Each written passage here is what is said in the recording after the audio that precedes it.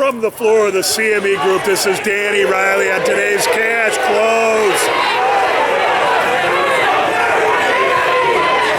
It looks like there's paper buyers on the close in the pit. You know, can you believe that all last week, all the Fed could do is talk about taper. Taper this, taper that. The bonds sell off, the S&Ps sell off. And then this week, the Fed's comments tend to be a little bit more conciliatory. And what happens? The S&P rocks back up. You know, the other big thing is about this, can you believe we're already 6 months into the 2013? I can't. The high of the day in the S&P came in at 16, 14, 20 early in the day.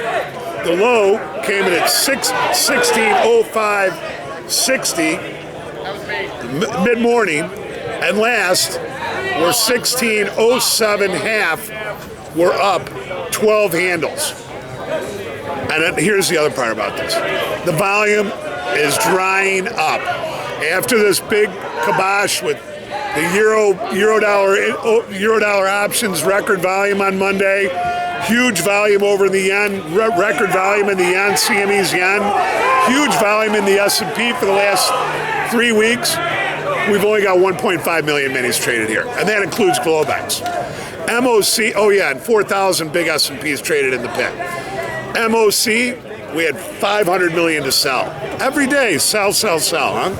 Well, that's the smart money getting out if you didn't know.